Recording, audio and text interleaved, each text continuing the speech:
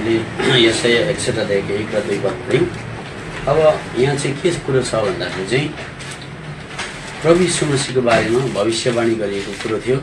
प्रभु यीशु मसीह आउनुभन्दा 1500 वर्ष अगाडि प्रभु यीशु मसीह संसारमा आउनुहुन्छ अनि यहोवा अथवा पिताको आत्मा चाहिँ ममाथि हुनुहुन्छ किनकि नम्रहरूलाई सुसमाचार सुनाउनको निम्ति भनेर थियो। अब यहाँनिर एउटा गहिरो कुरा हामी के देख्छौँ भनेदेखि चाहिँ यहाँनिर चाहिँ दुईटा भाग बताइएको छ। नम्रहरू सान्त्वना नपाएकाले सान्त्वना पाउन्, विलाप गर्नेहरूलाई पनि सान्त्वना दिनलाई म आउँछु, खरानीको सट्टामा अथवा धुलो पिट्टो भइसकेको जिन्दगी छ भने 3 पदमा सुन्दरता दिन्छु भनेर यो कुरा लेखिएको छ। र साथसाथै मानेनन् यसो खाले भविष्यमा म त्यसरी त्यो कुरो दिन आउँछु, मानेनन् भने चाहिँ बदला पनि लिन्छु भनेर चाहिँ यहाँनिर हामी 2 पदमा हामी त्यो कुरो पाउँछौँ। यसमा 2 पद होइन, कति पदमा पाउँछौँ भनेदेखि चाहिँ हेर्दै छिटोमा 2 पद, परमप्रभुको ग्रहणयोग्य वर्षको र हाम्रा परमेश्वरको बदला लिने दिनको घोषणा गर्नका निम्ति उहाँले मलाई पठाउनु भएको छ। सुन्नुहोस् है, त्यता एकापट्टि परमेश्वरले मान्छे जातिलाई बचाउन चाहनुहुन्छ, नम्रहरूलाई सुसमाचार सुनाउन चाहनुहुन्छ, टुटेकाहरूलाई बनाउन चाहनुहुन्छ।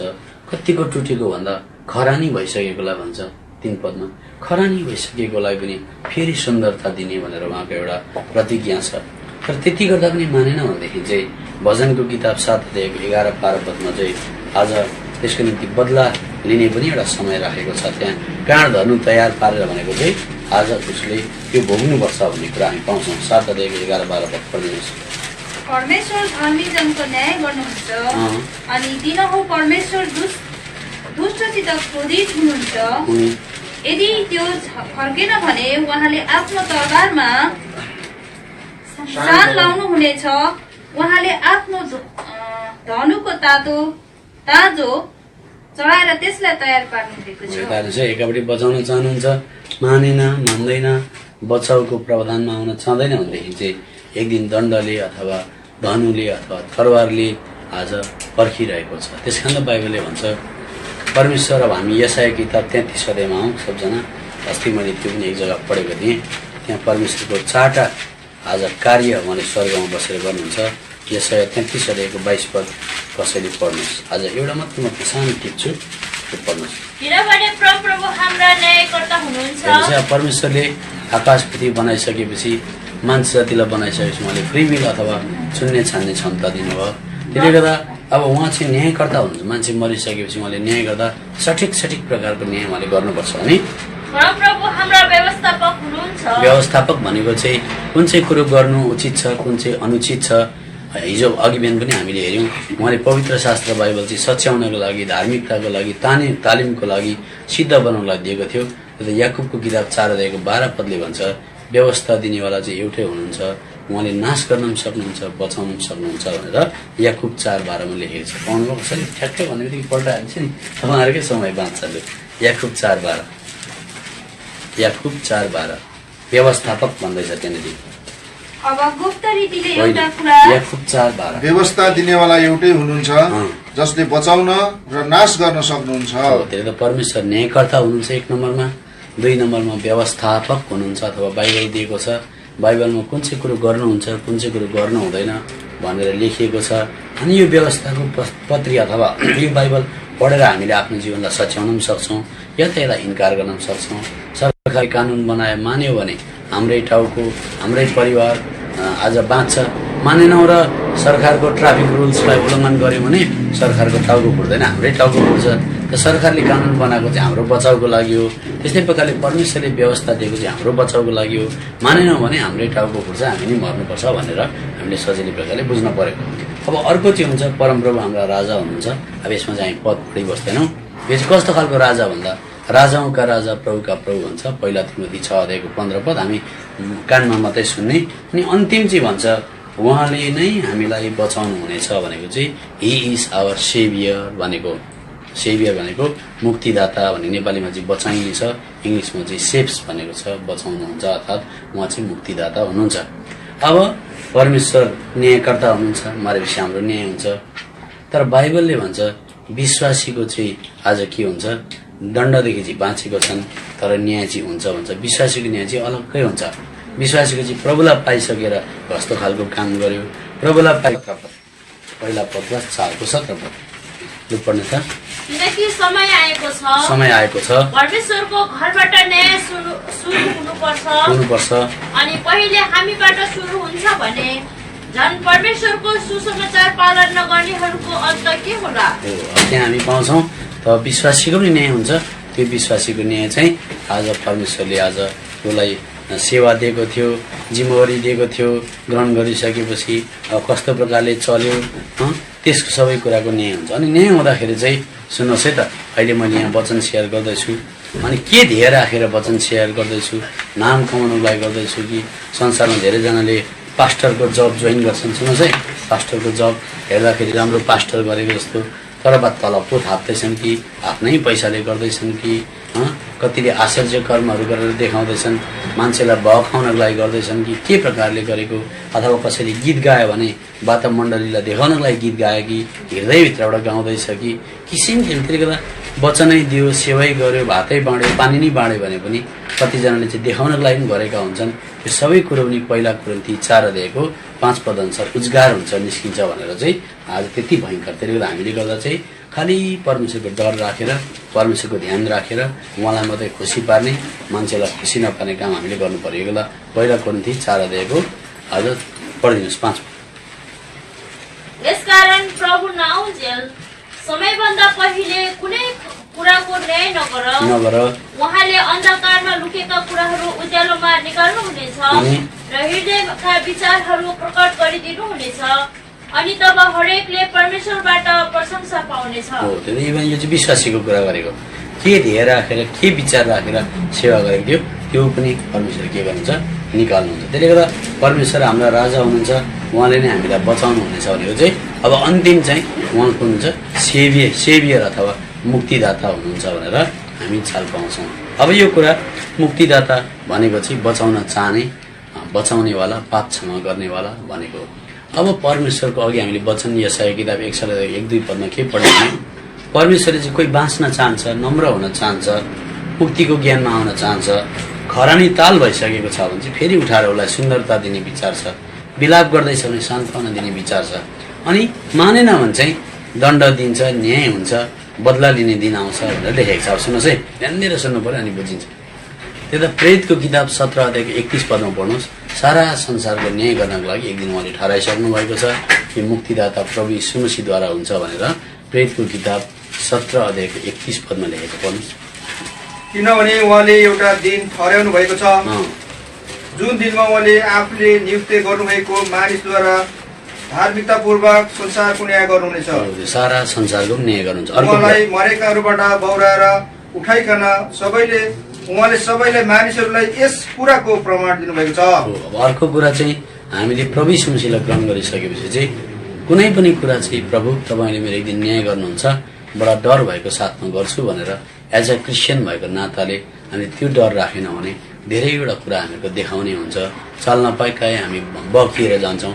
त्यसले गर्दा हामीले जहिले याद गर्नुपर्छ। अनि जनतालाई प्रचार गर्दा अथवा बाहिर प्रचार गर्दा पनि प्रभु यीशु मसीह चाहिँ जिउँदा र मरेकाहरूको न्यायकर्ता हुनुहुन्छ है भनेर प्रेरितको किताब 10 अध्यायको 42 पदमा हामी सबैलाई बताउनुपर्छ। जिउँदा र मरेकाहरू भनेको मरिसकेका मान्छेहरूको पनि उहाँले न्याय गर्नुहुन्छ।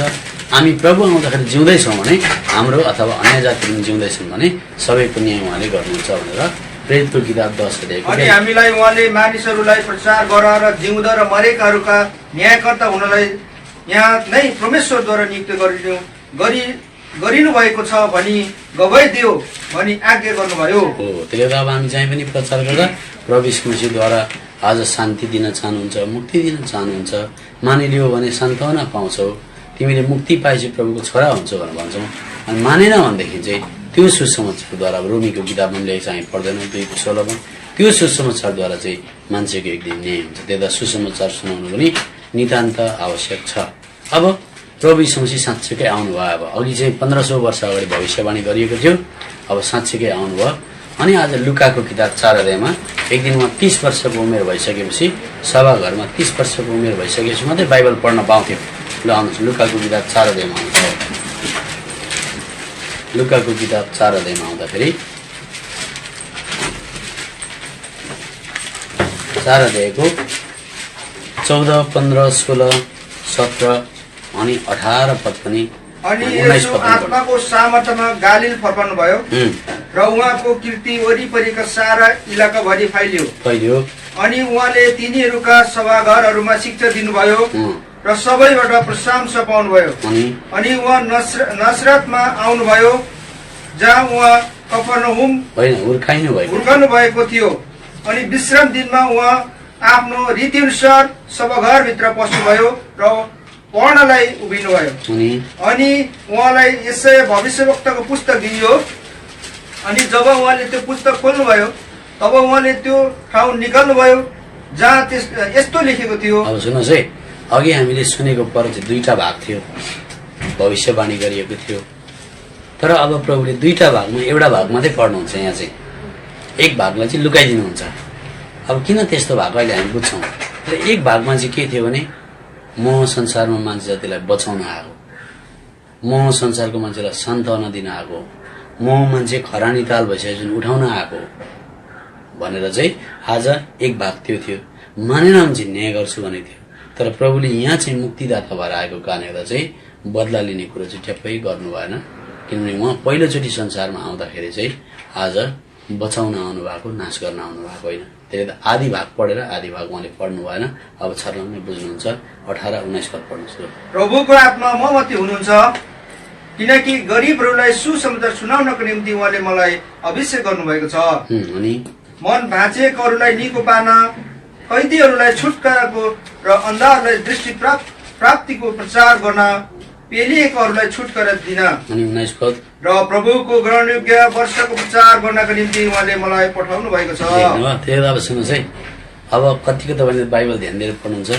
अघि बाइबलमा यशाया किताब 61 त्यहाँ भन्यो, मन भाँचिएकालाई सुसमाचार सुनाउन, नम्र हुनेहरूलाई सान्त्वना दिन, विलाप गर्नेहरूलाई इत्यादि इत्यादि भनिसकेर चाहिँ परमप्रभुको ग्रहणयोग्य वर्ष, सबजना सुन्नुहोस् है, परमप्रभुको ग्रहणयोग्य चाहिँ के अरे भन्नुहोस् त, वर्ष र मानेन भने चाहिँ बदला लिने चाहिँ वर्ष होइन, दिन मात्रै भन्नुभयो। त्यसले गर्दा एउटा नेपालीमा उखान छ नि, बनाउन धेरै लाग्छ, भत्काउन एकैछिन। त्यो त परमेश्वरको कृपामा, करुणामा चाहिँ उहाँले चाहिँ ग्रहण गर्ने चाहिँ थोरै समय राखेको छ कि धेरै वर्ष भने नि उता बदला लिनु पर्यो भने चाहिँ एकै छाक भनेको कति राखेको छ। त्यसले यशाया किताब 61 ध्यानसँग पढ्नुहोस्। त्यहाँ चाहिँ लेखिएको छ ग्रहण योग्य वर्ष भनेको 365 दिन भनेको लामो अवधि दिन चाहन्छु भनेको, बदला लिनु पर्यो भने चाहिँ एकै दिन भनेर लेखेको छ। त्यो त उहाँले अब लुकाको किताबमा आएर 4 अध्यायमा आउँदा 30 वर्षको उमेर भएको थियो। 30 वर्षको उमेर भइसकेपछि चाहिँ कुनै पनि मान्छे यहुदी चाहिँ सभाघरभित्र बसेर वचन पढ्न सक्थ्यो। ठ्याक्कै प्रभु 3 वर्षको भएपछि 30 वर्षको भएपछि ठ्याक्कै मन्दिरभित्र बस्नुभयो अनि सेवकले उहाँलाई ठ्याक्कै हातमा बाइबल दियो अनि उहाँले सट्टै पढ्दा ठ्याक्कै यशायाको किताब खोल्यो अनि खोलिँदाखेरि चाहिँ उहाँले पढ्दाखेरि चाहिँ यहाँनिर 19 पद, प्रभुको ग्रहणयोग्यको वर्षको प्रचार गर्नका निम्ति उहाँले मलाई पठाउनु भएको छ भनेर चाहिँ बदला लिने चाहिँ ठ्याक्कै रोक्नुभयो। अब तपाईँ छ्याङ्गै बुझ्नुभयो, प्रभु यीशु मसीह संसारमा चाहिँ आज सेभियर, मुक्तिदाता, उद्धारकर्ता भएर आउनुभएको। तर उद्धारकर्ता भएर आएर चाहिँ आज पर्खेको 3018 वर्ष भयो संसारलाई पर्खेको। तर उद्धारकर्ताको रूपमा हामीले उहाँलाई ग्रहण गरेनौँ भने चाहिँ अब एक दिन चाहिँ उहाँ चाहिँ न्यायकर्ताको रूपमा आउनुहुन्छ। के को रूपमा आउनुहुन्छ? त्यसले गर्दा अब हामीले कुरा छ्याङ्ग बुझिसकेपछि अब बाइबलले भन्छ प्रभु यीशु मसीह चाहिँ हामीलाई बचाउन आउनुभयो। अनि त्यति बेलाका चेलाहरूले पनि बुझेनन्। त्यति बेलाका चेलाहरूले पनि नबुझ्दाखेरि चाहिँ यही लुकाको किताब 9 अध्यायमा आउँछ। यस्तो घटना घट्यो। 9 अध्यायको 52 पददेखि पढ्दै जाँदाखेरि यस्तो भयो। सुन्नुहोस् है, छोटकरीमा बताउँदैछु म। 52 पदमा पढ्दै जाँदा चेलाहरूसँग प्रचार गर्दै गर्दै जानुभयो। सामरिया भन्ने जग्गामा आउनुभयो। अब यो सामरिया भन्ने जग्गामा चाहिँ एक समयमा एउटा अगमवक्ता या भविष्यवक्ताले आगो झारेको थियो। के झारेको थियो? पढ्नुहोस् भने भयो। त्यो आगो झारेर त्यहाँका कुरा नसुन्नेहरूलाई पुरानो नियममा चाहिँ उसले आगो झारेर नष्ट गरेको थियो। अनि त्यहाँ आइपुग्दाखेरि सामरियाका मान्छेलाई पनि वचन प्रचार गर्दा सामरियाका मान्छेले चाहिँदैन प्रभु यीशु मसीहलाई चाहिँदैन भनेर इन्कार गरे। अब यो कुरा चाहिँ आज यहाँ हामी पाइहाल्यौँ। 52 पदमा सामरियाको गाउँमा पसेको। अनि 53 पद कसैले पढ्नुहोस्। अनि तिनीहरूले उहाँलाई ग्रहण गरेनन् किनकि उहाँ यरुसलेम जानुहुन्छ भन्ने कुरा उहाँका चेहरामा देखा पर्थ्यो। अनि चेलाहरूले के भने 54 अनि जब उहाँका चेला याकुब र योहन्नाले यो देखे तब तिनीहरूले भने, हे प्रभु, के हामी एलियाले गरे झै आकाशबाट आगो वर्षाने र तिनीहरूलाई भस्म पर्ने आज्ञा दियौं? के तपाईँ यो इच्छा गर्नुहुन्छ? त्यसले गर्दा चेलाहरूको चाहिँ मन कस्तो थियो भने तुरन्तै बदला लिइहाल्ने। भन सबजनाले सुसमाचार सुनेर आगो झरेर मरिगयोस् न भनेर तुरन्तै यो जग्गामा त पहिला यस्तो यस्तो घटना घटेको भनेर भने। अनि प्रभुले फेरि आफ्नो परिचय दिनुभयो, म अहिले भस्म गर्न आएको होइन, म बचाउन आएको भनेर फेरि 56 पदमा हामी सबजना मिलेर पढौँ। किनभने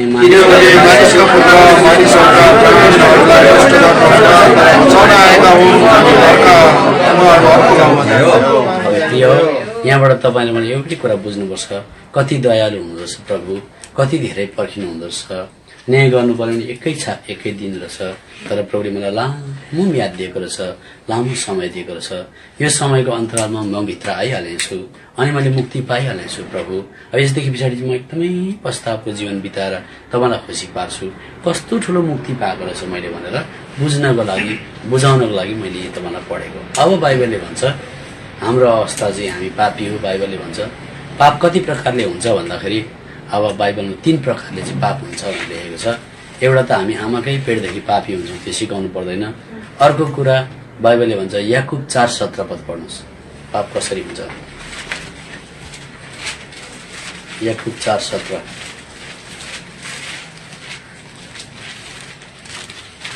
यसकारण जसले भलाइ गर्न जान्दछ तर गर्दैन त्यसका निम्ति यो पाप हो। अब सुन्नुहोस्, त्यसले क्रिस्चियन भइसकेर पनि त्यसले गर्दा अब मैले मुक्ति पाएँ, स्वर्ग जान्छु भन्नु हुँदैन।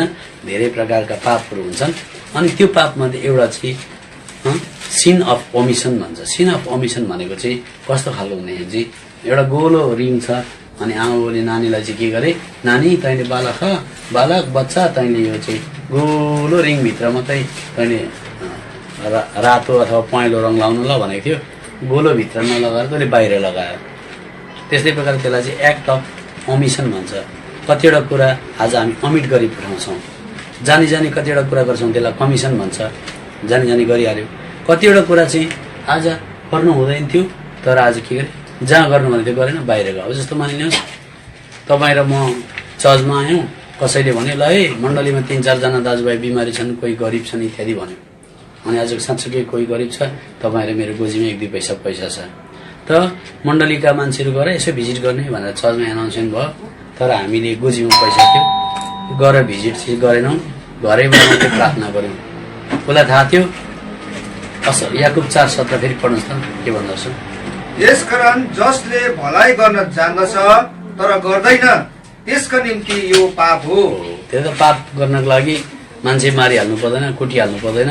चर्चको एनाउन्समेन्ट सुनेर कमसेकम प्रभु त्यो भाइ रहेछ, त्यो बहिनी रहेछ, कोही न कोही गएर कमसेकम धेरै दिन नसके तापनि सुन्नुहोस् है, सोही इच्छा अनुसारमा केही न केही चाहिँ अलिकति हातमा राखिदिइराखेर आउनु पर्यो, दिइराखेर आउनु पर्यो भनेर। तपाईँलाई 500 रुपियाँ दिनुपर्ने जरुरत थियो तर तपाईँले 50 रुपियाँ दिएर आउनुभयो भने चाहिँ तपाईँ के गर्नुभयो, पापदेखि बाँच्नुभयो। अर्को कुरा मजाले खाना खानुभयो, सुत्नुभयो। तर आज धेरैजनाको लागि प्रार्थना गर्नु पर्थ्यो, प्रार्थना गरिएन, अलिअलि लटरपटर प्रार्थना गरी सुत्यो, ओछ्यानमा बसी पाप भइगयो। त बाइबलले भन्छ मैले प्रार्थना गरिनँ भने पनि तिमीहरूको लागि पापै हुन्छ भन्छ। त्यति जति सक्दो चाहिँ क्रिस्चियन जीवन चाहिँ आत्मा प्राण शरीर लगाएर प्रभु म तपाईँलाई प्रेम गर्ने। त्यो त प्रार्थना गर्दा गर्दै बरु निदाको राम्रो, गर्दा गर्दै थाकेर निदाको राम्रो।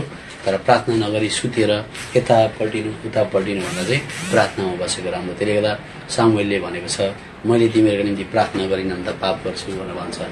एक्ट अफ ओमिसन भनेको चाहिँ हेर छोरा अलिकति भए पनि बिस्किट बोकेर हस्पिटल जा भनेको थियो, त जाँदै गएन, त्यसो गर्दा चाहिँ रङभित्र लाउनु भन्थ्यो, बाहिर लगाइ पठायो, पापै भइगयो।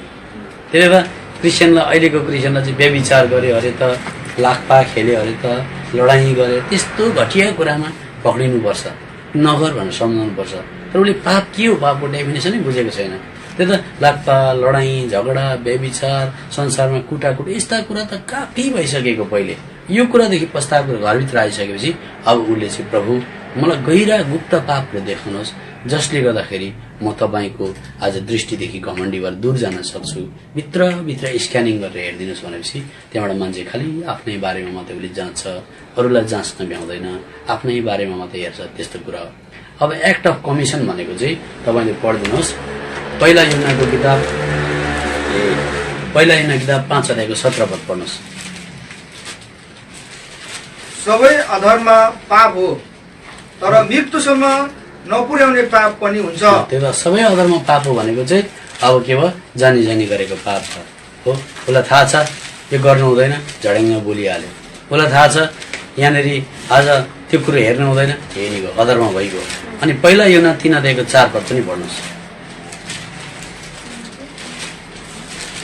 हरेक जसले पाप गर्दछ त्यसले व्यवस्था पनि भङ्ग गर्दछ, किनकि व्यवस्था भङ्ग गर्नु नै पाप हो। त्यो बाइबलमा लेखिएको कुरा जान्दा जान्दै बुझ्दा बुझ्दै पनि उसले नागेर गयो, पाप भइहाल्यो। त्यसले गर्दा अब अन्तिम पाप चाहिँ भन्छ परमेश्वरको महिमादेखि तल झर्नु, परमेश्वरको चरित्रदेखि तल झर्नु नि पाप हो भनेर रोमीको किताब 3 अध्यायको 23 पदमा लेखेको छ।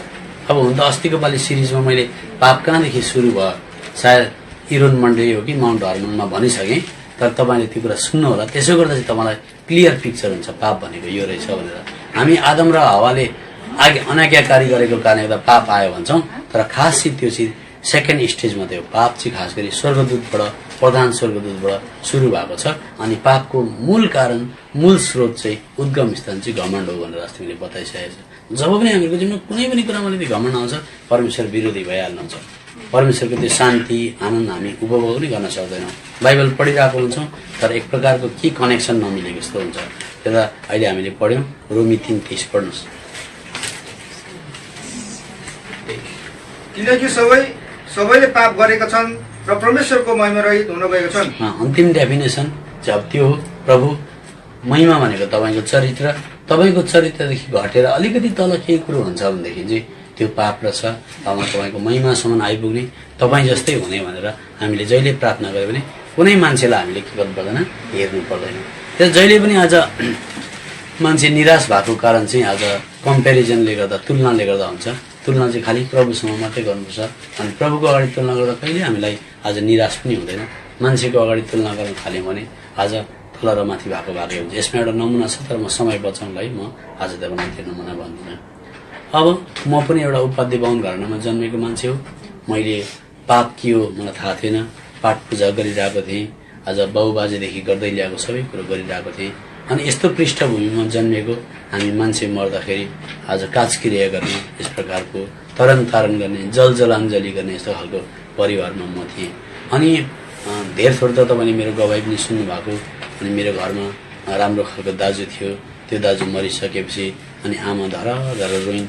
रुँदाखेरि अन्त मेरी आमाले पुरेतपट्टि फर्केर भनिन्, साइलो छोरो, बागजुङ्गे छोरो, लाइकको छोरो मरिगयो, नानी हाम्रो साइलालाई कहाँ पुर्यायो होला भनेर भन्दाखेरि पण्डितले भने, अनादिनी धनोदेव शङ्ख चक्र गदा झर अक्षय पुण्डरीकाक्ष प्रेत मुक्त प्रद भव नरक गामिनी। त्यसको अर्थ चाहिँ संस्कृतमा के हुन्छ नेपालीमा भनेदेखि चाहिँ मरेको मान्छे चाहिँ यमराजहरूले कुर्दै कुर्दै लाँदैछन्, मुक्ति पाइएन। वैदिक परम्परा भनेको हिन्दू धर्म अनुसार मुक्ति छैन, नरकको बाटो भएर जानु पर्दैछ। अनि आज उसले चाहिँ यमराजहरूले चाहिँ उसलाई आज के छ शङ्ख चक्र गदाजहरूले मुङ्ग्रोले हिर्काउँदै लाँदैछन्, मुक्ति छैन भन्दा मेरी आमाले भने कठैभरि मेरो साइलाले मुक्ति पाएन भने अब धर्म कर्म गरेको के फाइदा भयो भनेर आमा रोइन्, तुरुक्कै रोइन्। अनि आमा रोइसकेपछि आमाले साइला छोराको निम्ति त्यो आज रोएरै 6 महिना वर्ष दिन आमाको प्राण पनि गयो। अनि आमाको प्राण गइसकेपछि त्यति बेला म चाहिँ भर्खर कलेज पढ्दै थिएँ। अनि मेरो मन टुट्यो, आखिर दाजु त्यस्तो दामी दाजु पनि मरिगयो, आमा पनि सुर्ताएर मरिन्। अब त्यही पाठ पूजा गरेर मलाई जिन्दगीमा के फाइदा छ, कहाँ छ होला शान्ति भनेर अनि म शान्ति खोज्नेपट्टि होइन बिग्रिनपट्टि गएँ। जाँडक्सी खाएँ, पढ्दै पनि थिएँ, कलेज पढ्दै थिएँ, भर्खर बिहा पनि गरेको थियो, जाँडक्सी खाएँ, त्यस्तै प्रकारको पार्टीतिर लाग्न थालेँ। अनि त्यसो गर्दै गर्दै आज बिग्रेको मान्छेको डाँडामा घर हावा आउँदा के को डर भने जस्तै अझै भ्रष्ट हुँदै गएँ। त्यसो हुँदै हुँदै हुँदै गइसकेपछि एक दिन एउटा मान्छेले आज हामीहरूको घर परिस्थिति हेऱ्यो, बडा अशान्ति भएको, आज हामीलाई चर्चमा जानको लागि आग्रह गर्यो। त्यसमध्येमा मेरो एउटा दाजु पनि थियो। दाजुले भने, कान्छा बुहारीहरूको हालत हेर्दा, तेरो हालत हेर्दा तिमीहरू नोकरी गर्छौ, पढेका मान्छेहरू छौ, साह्रो तिमीहरूको गडबड लाग्यो, तिमीहरू चर्च जानु भन्यो। अनि चर्चमा गएर हामीले सबैभन्दा पहिलोचोटि मैले जीवनमा 55 रुपियाँ हालेर एउटा नेपाली बाइबल किने। नेपाली बाइबल किनिसकेपछि पढ्न थालेँ। पढ्दै जाँदा मलाई धेरै शङ्का उपशङ्काहरू आयो। त्यहाँ 30 कोटी देवी देवताहरू पाठ पूजा गरेको, अनि त्यत्रो धर्म कर्म गरेको, त्यो सबै कुराले मलाई तेरो यो भगवान चाहिँ के हो त, त्यो भगवान के हो त, यो भगवान के हो त भन्दै आज मलाई प्रश्न गरिबस्थ्यो। अनि बाइबलको कुरामा डरो भएर उभिन मलाई हत्तपत्त दिँदैन थियो। अनि मैले गीता अध्ययन गर्न थालेँ। त्यहाँदेखि अष्टवक्र गीता, त्यहाँबाट वेदहरू अध्ययन गर्दै जाँदा भरे वरिष्ठ ठुल्ठुलो पण्डितहरूले पनि आसामपट्टिबाट प्रभुलाई पाएको रहेछ। अनि उनीहरूले मलाई रेफर गर्न थाले, भाइ तपाईँले प्रभुलाई पाउनु भएछ, उपाधि पाउनु भएर बडा राम्रो, शास्त्रलाई अझ अध्ययन गर्दै जानुहोस् ताकि सोध्नेहरूलाई ठिक जवाब पनि दिनुपर्छ भन्दा सबैभन्दा पहिला वैदिक परम्परा अनुसार हिन्दूहरूको वेदमा चाहिँ हिन्दूहरूको शास्त्रमा वेद ऋग्वेद चाहिँ सबैभन्दा पुरानो हो। अनि ऋग्वेदमा लेखिएको छ प्रजाप्रति यज्ञम नान्य पन्य विद्यातन्य धर्माणी प्रथमाणी भनेको चाहिँ आज प्रजाप्रति भनेको आकाश र पृथ्वीको मालिक, यज्ञम भनेको बलिदान, नान्य पन्य विद्यातन्य भनेको चाहिँ त्यो परमेश्वर प्रजाप्रति नआइकन संसारको कुनै मान्छेको रगत नभइकन पाप क्षमा हुँदैन भनेर वैदिक परम्पराको ऋग्वेद सबैभन्दा हिन्दू धर्मको छैन पहिलो किताबमै त्यस्तो लेखिदिएको छ। फेरि वेददेखि 18 पुराण बनियो। 18 पुराणमा चाहिँ फेरि के लेखेको छ भने परमात्मा परम ज्योति परम धाम्य पराजितम सर्व वेदान्त सारवम सर्वशास्त्र सुनिश्चितम तस्मै श्री गुरुवे नमः भनेको चाहिँ परमात्मा भनेको एउटै मात्रै हुन्छ, परम ज्योति भनेको स्वर्गमा बस्ने, परम धाम्य पराजितम भनेको चाहिँ स्वर्गबाट आएर पृथ्वी तलमा मृत्युलाई पनि जित्न सक्ने हुन्छ, सर्व वेदान्त सारवम भनेको संसारका सबै वेदहरू पढेर हेरिस् भने त्यसको सार चाहिँ उनी हो, सर्वशास्त्र सुनिश्चितम भनेको अरू सबै शास्त्रले सुनिश्चित गरेको परम धामबाट आएर मृत्युलाई जित्न सक्छ भने तस्मै श्री गुरुवे नमः भनेको त्यसलाई मात्रै गुरु मान्नु, त्यसले मात्रै मुक्ति दिन सक्छ भनेर 18 पुराणमा लेखिएको पाइयो। त्यहाँबाट फेरि हामीहरूको वैदिक परम्परा अनुसार 18 पुराणमा चाहिँ आज हामीहरूको पुराण लाउँछन्। त्यो पुराण लाउँदाखेरि 108 जना पण्डितहरू बसेका हुन्छन्, उनीहरूले यज्ञ गर्छन्। सबैभन्दा 18 पुराणभन्दा ठुलो चाहिँ केही पनि हुँदैन। त्यो 18 पुराणमा चाहिँ पढ्दै जाँदा एउटा इन्टरभल अथवा आज के भन्नु अब बिचमा एउटा समय आउँछ इन्टरभल समय। त्यो समयमा आज बसिसकेपछि पण्डितहरूले फेरि एउटा मन्त्र पढ्छन्। त्यो मन्त्रमा चाहिँ के भनेको रहेछ भनेदेखि चाहिँ ईसा मसीह इति छ मम नाम प्रतिष्ठितम भनेको यीशु मसीह भन्ने नाम आउँछ। ए पण्डितहरू तिमीहरू बलिदान त गर्दैछौ, के बलिदान गर्छ? अन्न बलि गर्छ, पुष्प बलि गर्छ, मेल बलि गर्छ, अर्घ बलि गर्छ, होम बलि गर्छ, पाप बलि गर्छ, राई लिम्बूहरूले कुखुरा चढाउँदै गरेका हुन्छन्, लेप्चा भुटियाले पनि एउटा केही बलिदान गर्दै गरेका हुन्छन्, कसैले पुष्प मात्रै चढाउँछन्, कसैले अन्डा मात्रै चढाउँछन्। काठमाडौँमा गएर श्रेष्ठहरू हेऱ्यो भने उनीहरूले खालि अन्डा मात्रै, कोही फेरि पशु लगेर मनोकामनामा चढाउने सबै बलिदानहरू दिँदैनन्। उनीहरूले गर्न चाहिँ गरेको, तर आज भन्छ ईसा मसीह इति छ मम नाम प्रतिष्ठित भनेको यीशु मसीह भन्ने नाम आउँछ। त्यो नाम चाहिँ अति प्रतिष्ठित नाम हुन्छ। मम नाम प्रतिष्ठितम पुरुषम शुभम श्वेत वस्त्रको भनेको पुरुषको जन्म लिएर आउनुपर्छ। श्वेत वस्त्रको भनेको संसारको सबै पापीले पाप गरेका छन्, धार्मिकताको सफेद वस्त्र उनीहरूलाई ओढाइदिन्छ। पुरुषम शुभम श्वेत वस्त्रम कुमारी गर्भम यज्ञम शरीर भनेको कन्या केटीको गर्भमा गर्भधारण गरेर आउनुपर्छ। आफ्नो शरीर चाहिँ उसले संसारको सारा पापी मान्छेको लागि बलिदान गरिदिन्छ।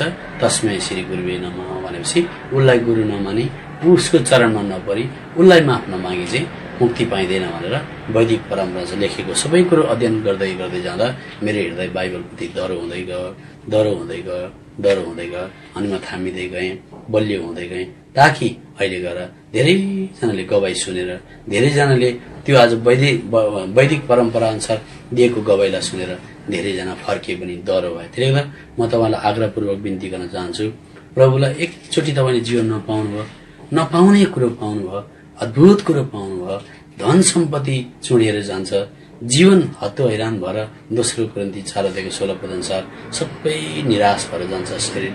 तर प्रभुले दिएको आनन्द, प्रभुले दिएको खुसी, प्रभुले दिएको जिम्मेवारी संसारमा गर्नु पर्दाखेरि चाहिँ जस्तै परिस्थिति होस् यति आनन्दमय आज कुरो हुन्छ। यो चाहिँ एउटा अनन्त कालको परमेश्वरको काम पृथ्वीमा दिएको हो।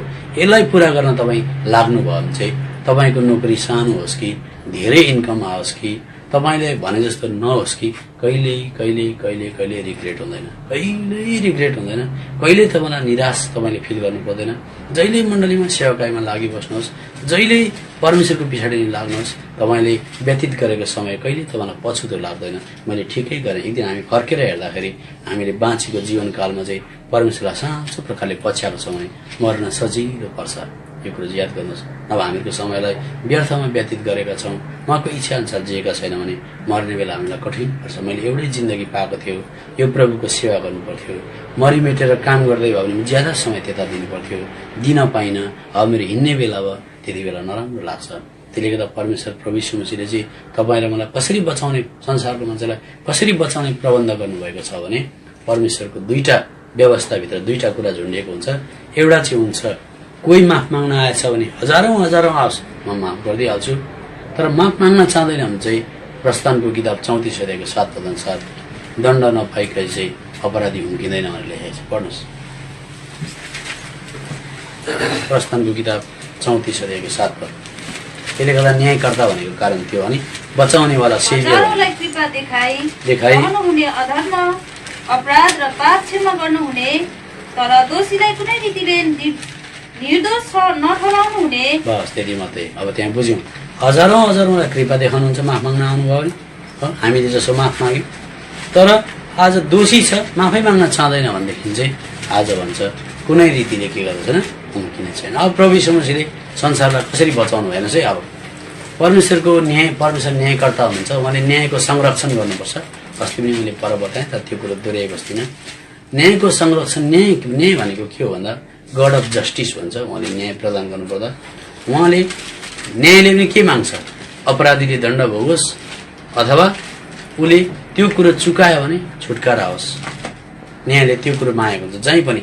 तर मानिलिनुहोस् इन्डियाको उच्च न्यायाधीश छु अरे, अनि न्यायाधीशको चाहिँ आज मेरुदण्ड भन्छ, स्पाइनल कर्ड जस्तो करङ चाहिँ छैन भने जेली फिस जस्तै हुन्छ, लरेक परेको हुन्छ। अनि म चाहिँ उच्च न्यायाधीश अरे, 1000 जना मान्छे म कहाँ आउँछन् अरे, पाप गर्दै आउँछन्, झुट बोल्दै आउँछन्, व्यभिचार गर्दै आउँछन्, ब्याङ्क फुटाउँदै आउँछन्, तर मैले चाहिँ माफ भनेकै गरेँ भनेदेखि ब्याङ्क फुटाउनुपर्छ, कुदेर जाएर भन्नुपर्छ माफ, दिइहाल्छ माफ। बलात्कार गर्नुपर्छ, फेरि कुदेर जानुपर्छ, माफ भन्नुपर्छ, दिइहाल्छ माफ। त्यसो गर्दा के भयो, जस्टिस अथवा न्यायको मेरुदण्डै ढलेर गयो। जस्टिस भनेको, न्याय भनेको चाहिँ आज तैँले ब्याङ्क फुटाइछस्, बलात्कार गरिछस्, त्यसको पेनल्टी कसले तिर्ने, पेनल्टी नतिरिकन उम्किन सक्दैन भनेर भन्दाखेरि चाहिँ अब के भयो, त्यसको दण्ड तोक्नु पर्यो उहाँले। त दण्ड तोक्नु पर्दा चाहिँ तपाईँ र मेरो सारा संसारको दण्ड चाहिँ प्रभु यीशु मसीहले तोकिदिनु भयो। त्यसो गर्दा त्यो आधारमा मात्रै हाम्रो क्षमा हुने भयो। त्यसले गर्दा परमेश्वर चाहिँ यस्तो हुनुहुन्छ, उहाँको न्यायको दुईटा भाग छन्। एउटा चाहिँ आज उहाँले क्षमा दिन सक्नुहुन्छ, राम्रो कुरा हो। तर क्षमा दिनुभन्दा के आधारमा क्षमा दिउँ भन्दाखेरि ब्याङ्क फुटायो, आयो क्षमा दिइहाल्यो, बलात्कार गर्यो क्षमा दिइहाल्यो, मान्छे मार्यो क्षमा दिइहाल्यो भन्दा त अरे जस कसैले जेसुकै गर्दा नि खुसी भयो।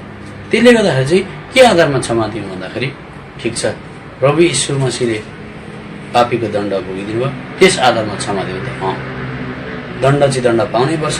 तैँले पाउने थिइस्, मेरो छोराले पायो भनेर भन्नुभयो। त्यसले गर्दा प्रभु यीशु मसीहको बारेमा अयुबको किताबमा भविष्यवाणी यस प्रकारले गरिएको छ, छोडिदेऊ मैले त्यसको दण्ड तिरिदिएको छ भनेर लेखेको छ। अयुबको किताबमा हामी पाउँछौँ। मलाई फेरि खोज्न साह्रो गर्नु होला, पाइनँ भने तर म पाउँछु होला बेसक।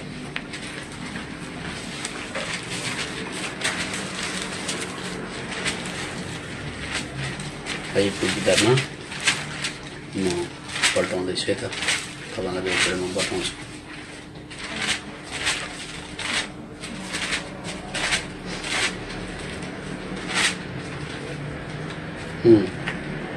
यहाँनिर पाइन्छ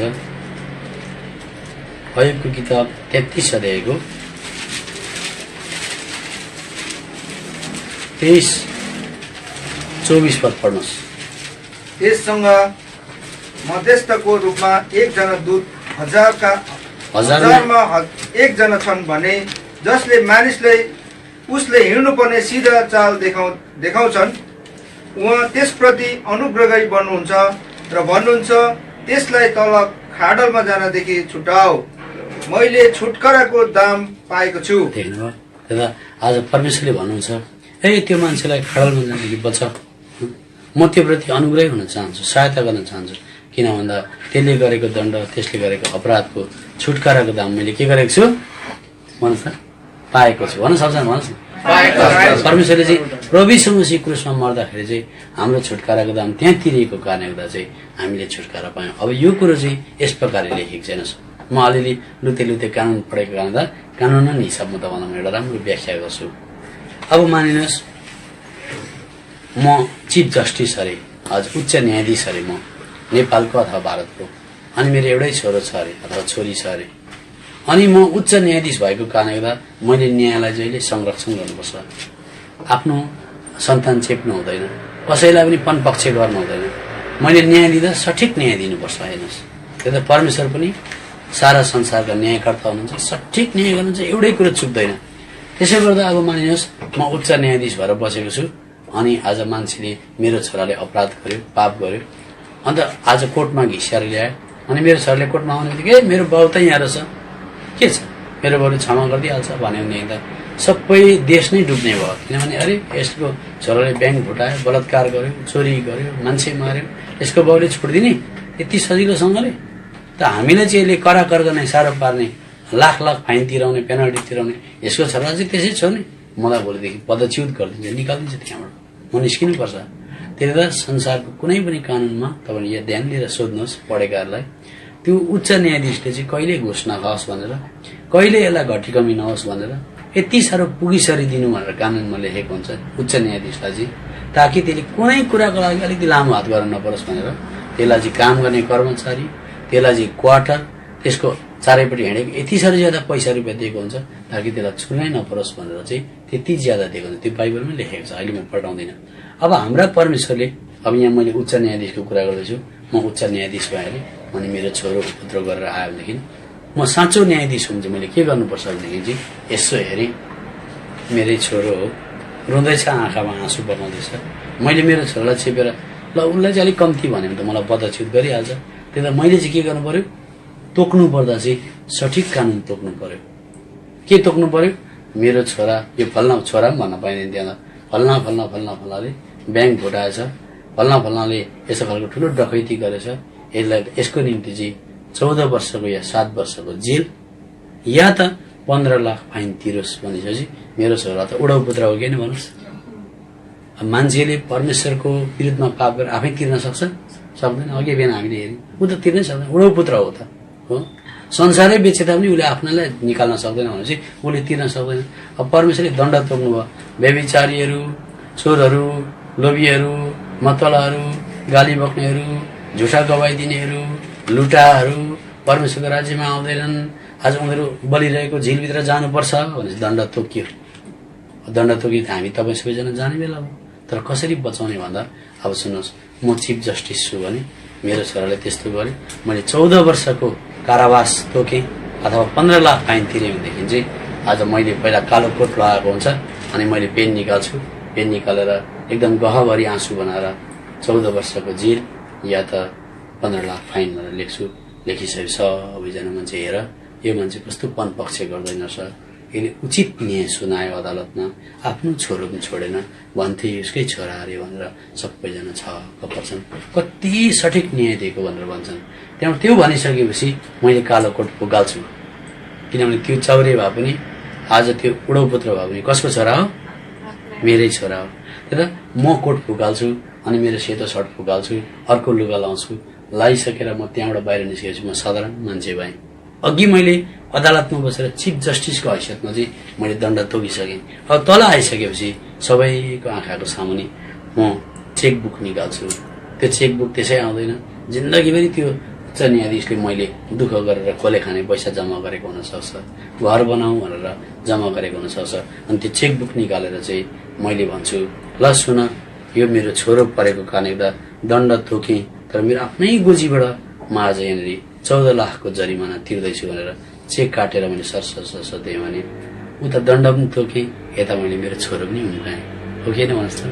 अब यही कुरो बाइबलमा रोमीको किताबमा लेखेको छ। आउँछ त्यसरी परमेश्वरले संसारलाई बचाउनको लागि प्रबन्ध गरेको छ भनेर रोमीको किताब 3 अध्यायमा हामी पाउँछौँ।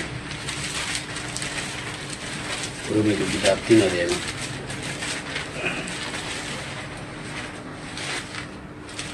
3 अध्यायको 22 देखि पढ्दै जानुहोस् त, अनि बुझिन्छ।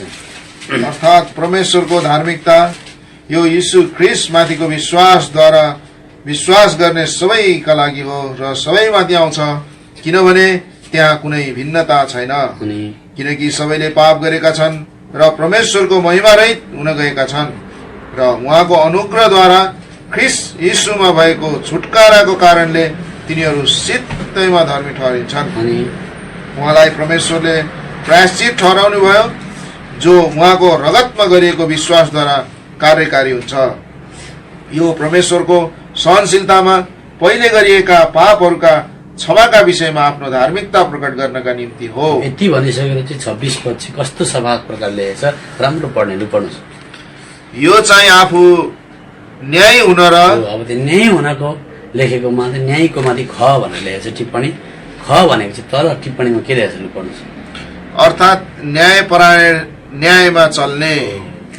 यो चाहिँ आफू न्याय हुन भनेको चाहिँ न्यायलाई पनि मैले संरक्षण गरेँ, दण्ड पाउनु पर्ने थियो दण्ड तोकेँ भने मैले, तर दाम चाहिँ म आफै तिर्दिँदैछु पुत्र प्रभु यीशु मसीहमा भएर, आफ्नै चेकबुक निकालेर आफ्नै पुत्रमा भएर रगत बगाएर फेरि छुटकाराको प्रबन्ध गरिदिँदैछु भनेर अब मुनि पढ्न मान्छेले पढ्नु। फेरि 26 पद पढ्नु छ बुझिन्छ। यो चाहिँ आफू न्याय हुन र यीशुमाथि विश्वास गर्नेलाई धर्मी ठहराउनेवाला हुनलाई वर्तमान समयमा आफ्नो धार्मिकता प्रकट गर्नका निम्ति हो। देख्नुभयो, त्यो त परमेश्वरले कति सजिलो प्रकारले तपाईँ र मलाई उम्किने बाटो राखिदिएको छ। अब सुन्नुहोस्, अब मुक्ति पाइसकेपछि हिजो अस्तिदेखि म बताउँदैछु, मुक्ति पाइसकेपछि हामीले सम्झिन्छौँ शान्ति शान्ति भनेर। मैले त्यसको अर्थ पनि बताएँ।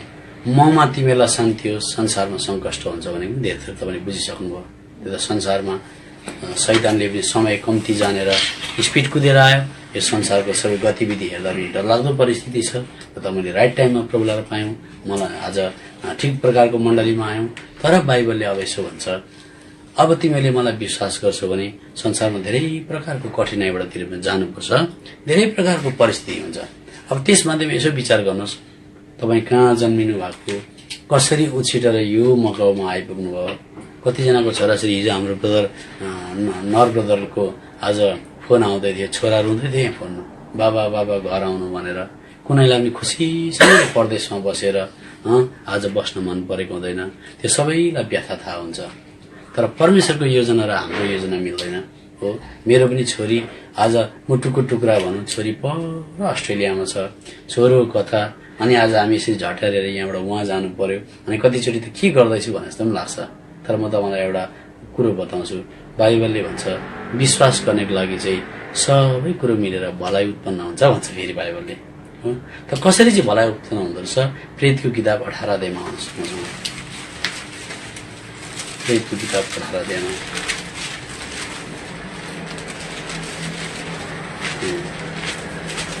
18 अध्यायको 1 पद पढ्नु छ। यी कुराहरूपछि पावल एथेन्सबाट निस्केर कोरिन्थमा आए। अनि पढ्नुहोस्। अनि पोन्टसमा जन्मेका अबिला नामका एकजना यहुदीलाई भेटाए। तिनी आफ्नी पत्नी प्रिस्किलासित भर्खरै इटलीबाट आएका थिए, किनभने क्लाउडियसले भने सबै यहुदीहरूलाई रोमबाट निस्कनु भनी हुकुम गरेका थिए। सबजना त हेर्नुहोस् ल, घर आँगन भनेको सबैलाई माया लाग्छ नि। नेपाली दाजुभाइ दिदीबहिनी देख्दा मलाई कस्तो लाग्दो रहेछ नि त। अब यहाँ आउँदाखेरि नेपाली दाजुभाइ दिदीबहिनीसँग सङ्गति गर्न पाउँदा मात्रै एउटा मन अडिएको, नभए कहाँ बस्छ यो मकाउमा, किन घुमिबस्नु यहाँनिर, कोही छैन, कसैको भाषा केही बुझिँदैन। त्यसले गर्दा घर आँगन भनेको सबैलाई प्यारो लाग्छ। अक्विला र प्रिस्किला भन्ने बुढाबुढी थिए, आज रोम देशमा बस्थे, तर उनीहरू दुःखको कुरा यहुदी थिए। यहुदी भएको कारणले गर्दा एक दिन रोमको सिजर सम्राटले हुकुम निकाल्यो, यहुदी जति यो देशमा बस्ने यहुदी जति भरे भोलि नै झट्टै देशबाट निस्केर जानु भन्यो। हेर्नुहोस् है, अब भलाइ उत्पन्न हुन्छ भन्ने कुरा म बताउँदैछु हो। अब हामी यसरी छरपष्ट भएर बसेका छौँ हो। त अब यहाँनिर भलाइ कसरी उत्पन्न हुन्छ भन्दा, त्यो सिजरले अचानक हुकुम निकाल्दाखेरि कमसेकम अक्विला र प्रिस्किला बुढाबुढीले एउटा सानो घर त बनाएका थिए होला। घर बनाएनन् भने पनि किरायको घर त थियो होला। किरायको घरमा यस्तै फ्रिज अथवा पलङ अथवा केही सामान त जम्मा गरेको थियो होला। अनि अक्विला र प्रिस्किलाको नानी थियो भने स्कुल पनि जाँदै थियो होला। अक्विला र प्रिस्किलालाई त्यो जग्गामा ग्यास थाप्न ग्यास थियो भने, अथवा पानी ल्याउन सजिलो पर्थ्यो होला, गौडा बाटा सबै चिनेको थियो। तर अचानक देशमा उर्दी निस्क्यो, देश निस्केर जाऊ, सजिलो भयो भन्न सक्छ नि? झट्टै निस्केर भोलि जानु पर्यो भनेदेखि भनेको जस्तो घर छ र बेच्नु पर्यो भने दाम पाइन्छ? फाइदा उठाउने कति हुन्छन्?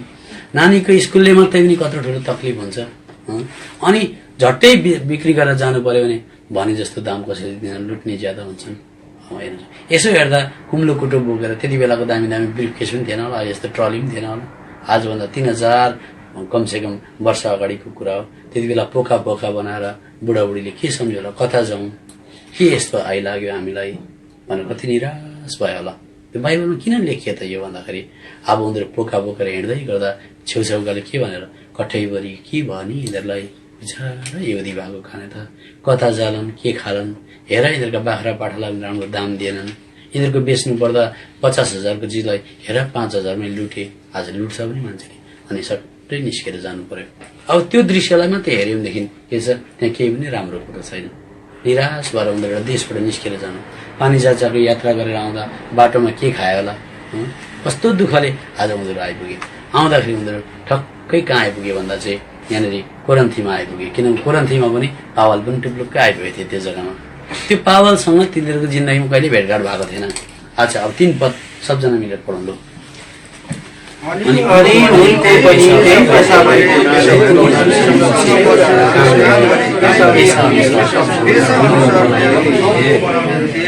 सुन्नुहोस् है, अब पावलसँग भेट भयो, एउटा ज्वलन्त सेवक हो। आज कहाँ जन्मेको ऊ पनि आज उसलाई त्यहाँनिर अक्विला र प्रिस्किलासँग भेट भयो। भेट भएपछि अब पावलसँग पोलिटिक्सको गफ हुँदैन। सुन्नुहोस् है, पावलसँग धेरै पैसा कमाउने गफ पनि हुँदैन। तम्बु बनाउँथे यसो, पेसाले एउटै हो। यहाँ हेर्नुहोस् त, तपाईँहरूको प्रायः पेसा एउटै छ हो। यसरी भेट भयो परदेशमा। भेट हुँदा के भयो, पावलले वचन सुनाए। अब वचन सुनाउँदै जाँदा अक्विला र प्रिस्किला राम्रो प्रकारले पावलसँग युनिटी भयो। युनिटी भएपछि उनीहरूले प्रभुलाई चिने। अब प्रभुलाई चिनिसकेपछि एक दिन के भयो भन्दाखेरि चाहिँ 18 अध्यायको हामी पाउँछौँ यहाँनिर 24 पदमा एउटा मान्छे थियो। हेर्नुहोस् है, अब पढ्नुहोस् त्यो मान्छे कस्तो थियो। अनि अलेक्जेन्ड्रियामा जन्मेका अपोल्लोस नामका कुनै एकजना यहुदी जो निपुण वक्ता र पवित्र शास्त्रहरूमा सामर्थ्य थिए एफेससमा आए। अनि यी मानिसले प्रभुको मार्गको शिक्षा पाएका थिए अनि आत्मामा जोसिला भएर तिनले प्रभुका विषयमा कुराहरू ठिकसँग बोल्थे र तिनले यूहन्नाको बप्तिस्मा मात्र जानेका थिए। अब सुन्नुहोस् है, यहाँनिर अघि दिनसँग बहिनी आउनु भएको थियो। कतिजना नयाँ बहिनीहरूलाई कति दाजुले नानी हो बहिनी हो परदेशमा जुट्न नछोड्नु, राम्रो जग्गामा आउनु, राम्रो शिक्षा पाउनु भनेर जेबी दाजुले पनि भन्नुहुँदो रहेछ। यहाँ हाम्रो ब्रदरहरूले पनि कतिजनालाई आओ मण्डली यहाँ छ, राम्रो कुरा सिकिन्छ, सँगै पकाएर खाउँ, सबै एक ठाउँमा बस्नुपर्छ है भनेर आज भन्नु। तर त्यो जुन चाहिँ एपोलस भन्ने थियो, बोल्न चाहिँ भयङ्कर जान्ने अरे, यति साह्रो इलोक्वेन्ट भन्छ, बोल्न जान्ने, अनि सामर्थ्य पनि थियो अरे, जोसिलो पनि थियो अरे। तर उसले चाहिँ जाने तापनि एउटा कुरा चाहिँ कम्ती जानेको रहेछ। के जानेको रहेछ? के जानेको रहेछ भन्दा चाहिँ बप्तिस्मा दिने यूहन्नासम्म मात्रै शिक्षा जानेको रहेछ। त्यस्तो हुन्छ। त्यही त यो मण्डलीमा पनि दाजुहरूले आओ यहाँ धेरै सङ्ख्या थुपारेर यहाँ परदेशमा धेरै भिड बनाएर यहाँ कसैले केही फाइदा उठाउनु छैन। त्यही त यहाँ चाहिँ यो मान्छेले यूहन्ना बप्तिस्मा दिने यूहन्नाको सम्म मात्रै शिक्षा जानेको छ। तर परमेश्वरको योजना हेर्नुहोस्, सबै कुरा मिलाएर म भलाइ उत्पन्न गर्छु। परदेशबाट कुम्रो कुटुरो बोकेर यता आउँदैछन्, पावल यताबाट जाँदैछ, हेर्दाखेरि आँसु भरे जिन्दगी, हेर्दाखेरि रोदनले भरेको जिन्दगी। ठ्याक्कै कोरन्थीमा भेट भयो। कोरन्थीमा भेट हुँदाखेरि आज अक्विला र प्रिस्किलाले प्रभुसँग वचन सुन्दै जाँदा त ठिक प्रकारले प्रभुको वचन ठिक प्रकारले बुझे। आज अक्विला र प्रिस्किला पनि बप्तिस्मा दिने यूहन्नाको मात्रै शिक्षा जानेको थियो। उनीहरू यहुदीहरू थिए। अब ठ्याक्कै पावलसँग आएर त राम्रो प्रकारले वचन बुझेपछि त आज के भएछ, तिक्खर भएछ। सबजना भन्छ के भएछ अरे, ग्रहण गर्यो, मुक्ति पायो, अनि अब स्वर्ग जान्छु भनेर एउटा कुनामा रास लाग्यो। राम्रोसँगले प्रभुको वचन बोल्नु तिक्खर हुँदैन, भुत्ते हुन्छ। भुत्ते भएको परमेश्वरलाई इच्छा लाग्दैन।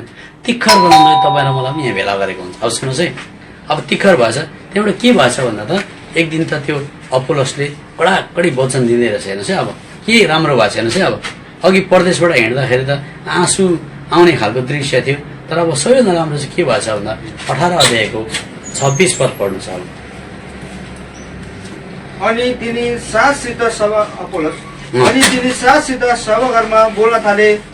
अनि तिनका कुरा सुनेर अक्विला र प्रिस्किलाले तिनलाई आफू कहाँ लगेर परमेश्वरको मार्गको अर्थ अझै ठिकसँग खोलेर तिनलाई बताइदिए। हेर्नुहोस् अब यता हेर्नुहोस् त 2 मा 2 जोड्दा 4 हुन्छ कि 3.97 हुन्छ ल भन्नुहोस्। 4 हुन्छ। त्यो त मरेकाटै 3.97 हुँदैन। तर त्यो अपोलोसले चाहिँ कति जानेको रहेछ, बप्तिस्मा दिने यूहन्नाको मात्रै वचन जान्नु भनेको चाहिँ अधुरो। 3 मा 3 जोड्दा 2 मा 2 जोड्दा 3.97 भनेको झन्नै छेउमा पुर्याएन मलाई सबजना पुर्याए। त्यस्तै प्रकारले धेरैजना क्रिस्चियन हुन्छन्, सबैले खास परमेश्वरको वचन बुझेको हुँदैन। तर त्यो अक्विला र प्रिस्काले आज पावलसँग भेट भएपछि यति साह्रो तिखर भएछन्। अपोलोस बोल्दै गरेको सुनेपछि अपोलोसले वचन बोल्दै थिए, तर अक्विला र प्रिस्किलाले लगेर चाहिँ आज त्यो अपोलोसलाई चाहिँ के भने, दाइ तपाईँले चाहिँ 2 मा 2 जोड्दा 3.97 भन्नुहुँदैछ, तर 2 मा 2 जोड्दा चाहिँ साँच्चै 4 हुन्छ हजुर, 4 हुन्छ भनेर अझै ठिकसँग बताए। राम्रो भयो कि भन्नुले भन्नु छ। अब यही राम्रो कुरा नहुँदाखेरि चाहिँ दोस्रो कोरिन्थी 2:17 अनुसार वचन भाङ्गिन्छ, मण्डलीमा गडबड आउँछ, लडाईँ झगडा हुन्छ। एउटा पवित्र आत्माकै विषयमा पनि क्रिस्चियनले नबुझेको कारणले गर्दा हार हो हल्ला गरेर भुइँमा मान्छे छादिरहेका हुन्छन्, प्लास्टिकमा भमिट गर्दै यो पनि होली स्पिरिटबाट भन्दै गरेका हुन्छन्, भुइँमा लम्पसार भएर बाइबलमा लात्तले लागिरहेको हुन्छ, अगमबाणी भनेर कतिजनाले जोखाना हेरिरहेको, सबै झुटो कुराहरू सारा संसारमा आएको कारण ठिकसँग परमेश्वरको वचनलाई विभाजन नगरेर। त्यो दोस्रो कोरिन्थी 2:17 पढ्नुहोस्। किनकि हामी ती धेरै मानिसहरू जस्ता होइनौँ जसले परमेश्वरको वचन बिगार्छन्, तर चोखो मन भएकाहरूले चाहिँ, तर परमेश्वरबाट पाउनु भएकाहरूले चाहिँ हामी परमेश्वरको सामु ख्रीष्टमा बोल्दछौँ। अब अलिकति कुरा बुझ्नु हुँदै होला, पवित्र आत्मा तपाईलाई सहायता गर्नुहुन्छ। त अक्विला र प्रिस्किलाले रोमबाट हिँड्दा बेडिङ बाँधेको चाहिँ यसो एउटै मात्रै दृश्य हेऱ्यो भने चाहिँ राम्रो थिएन, तर जब त्यो परमेश्वरको विचारलाई सबै जुटाएर ल्याउँदा चाहिँ भलाइ उत्पन्न भयो भन्छ। अब एउटा यहाँ चाइनामा उहिले घटेको घटना अरे, मैले स्टोरी सुनेको। चाइनामा एउटा घोडा पाल्ने मान्छे थियो अरे, एकदमै हर्स रेयरिङ भन्छ, दामी घोडा पाल्ने मान्छे। अनि आज सबै कुरा क्रिस्चियन भइसकेपछि सबै कुरा मिलाएर चाहिँ परमेश्वर धन्यवाद धन्यवाद, जे पनि मेरो जीवनमा आउँछ तपाईँ सबै कुरा मिलाएर राम्रै बनाउँछु भनेको छ भने चाहिँ साँच्चै राम्रो हुन्छ। तर एउटा मात्रै पार्ट्सलाई लिएर हेऱ्यो भने चाहिँ राम्रो हुँदैन, किनभने अघि त्यो बेडिङ मात्रै बोकेर रुँदै हिँडेको हेऱ्यो भने चाहिँ राम्रो हुँदैन हो। अब त्यो चाइनामा घोडा पाल्ने मान्छेले चाहिँ घोडा पाल्दै जाँदा दामी दामी त्यति बेलाको समयमा लाखको घोडा भयो अरे। अनि एक दिन त त्यो घोडा पाल्ने मान्छेको एउटै छोरो थियो अरे, अनि त्यो घोडा पाल्ने मान्छे चाहिँ क्रिस्चियन भएछ अरे। अनि क्रिस्चियन भएकै दिन चाहिँ आज एउटा वचन वाहक आयो, अनि जसले वचन सुनाएको थियो त्यसले चाहिँ रोमीको किताब 8:28 पढेर सुनाएर त्यहाँ चाहिँ के लेखेछ भने, परमेश्वरलाई प्रेम गर्नेहरूका निम्ति चाहिँ सबै कुरा राम्रो नराम्रो सबै मिसाएर भलाइ नै हुन्छ भनेर लेखिदिएको छ। अनि त्यो पास्टर अथवा त्यो वचन प्रचारकले भित्र गएर भने अरे, ल अब तपाईँले प्रभुलाई पाउनु भयो, राम्रै हुन्छ सबै कुरा मिलाएर भने अरे। अब धनी छ, पुगीसरी छ, केही कुराको कमी छैन, नराम्रोको त कुरै आएन। तर अर्को बुधबार हो कि शुक्रबार फेरि उसको घरमा सेवा राख्दाखेरि त त्यो दामी घोडा खेलाउँदै गर्दा छोरा एउटै मात्रै छोरा, घोडाले लात्ताले हिर्काएर छोराको खुट्टा त टक्कै 2 टुक्रा भाँचिदिएछ अरे। त्यही दिन घरमा सेवा थियो अरे।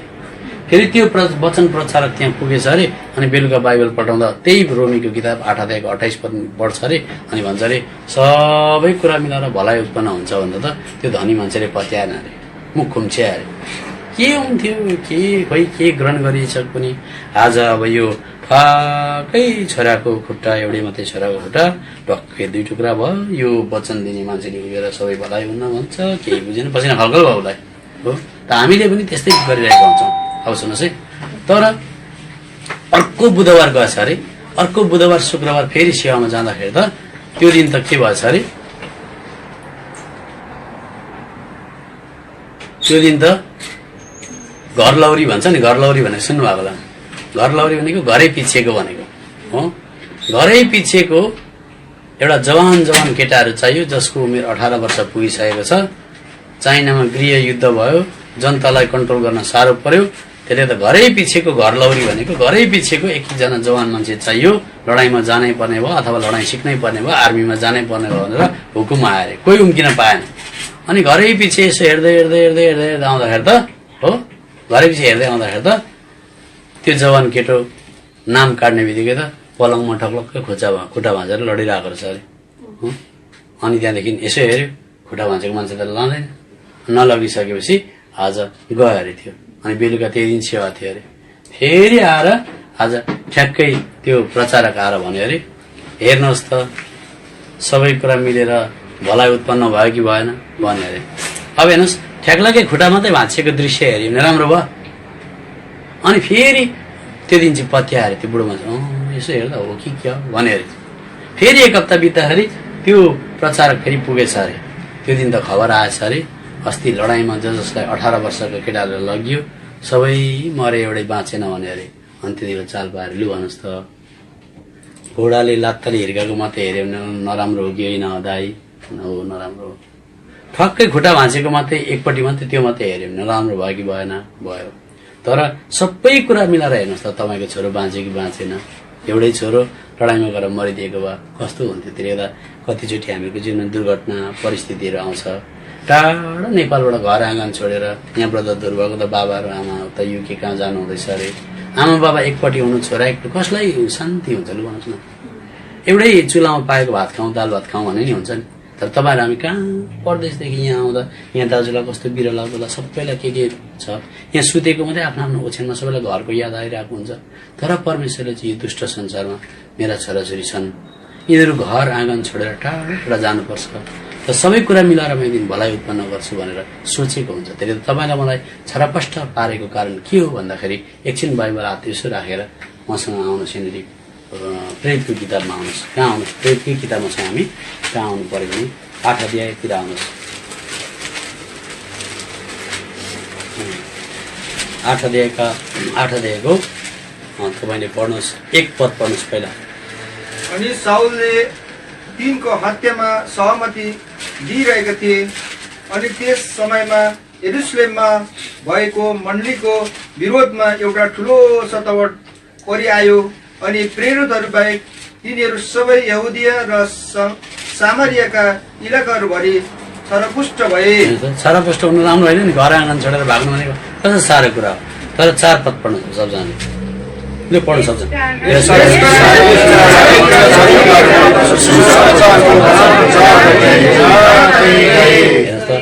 छरपष्ट सुन्नुहोस् न भकारीभरि बिउ छ हो त्यसलाई खेलाइ बस्यो भनेदेखि बारी जोतेन र छरेन भने उम्रिन्छ भन्नु सबजनाले। त परमेश्वरको विचार कस्तो रहेछ दुष्ट संसारबाट तपाईँलाई माथि लानको लागि। अब सुन्नुहोस् अर्को कुरा तपाईँ सम्पन्न हुनुहुन्थ्यो नेपालमै अथवा आफ्नै जग्गा प्रशस्ति थियो तपाईँ दुःखले गर्दा कष्टले गर्दा हङकङ नआउनु मकाउ नआउनु यहाँ ब्रदर्ससँग भेट नहुनुदेखि तपाईँले घोडा टेकेर ग्रहण गर्नुहुन्थ्यो पुरै परमेश्वरले हामीलाई दुःखबाट छरेर संसारको कुनै कुनामा लगेको कारण हुन्छ ताकि छरपष्ट हुँदा छरपष्ट भएकाले वचन सुनुन् वचन सुनेर बलियो हुन् बलियो भएर दह्रो हुन् दह्रो भएर फेरि स्थानीय जग्गामा गएर चाहिँ परमेश्वरको काम राम्रो प्रकारले गरून् ताकि म आउँदा आज यिनीहरूलाई फेरि म भेला गर्छु भनेर अस्तिको दिन पनि हामीले पढ्यौँ। एफिसीको पत्र 1 अध्यायको 10 पद पढ्नुहोस्। अहिले चाहिँ हामी परदेशमा छौँ हाम्रो शरीरले हाम्रो मनले चाहिँ घरैमा बसौँ मजाले खाउँ बाइबलै पढौँ मरेपछि स्वर्ग जाउँ भन्छ। तर परमेश्वरको उद्देश्य र हाम्रो उद्देश्य चाहिँ अलिकति मिल्दैन। समयहरू पुरा भएपछि प्रबन्ध मुताबिक उहाँले सबै कुराहरू ख्रिस्टमा एकत्र गर्नुहुन्छ।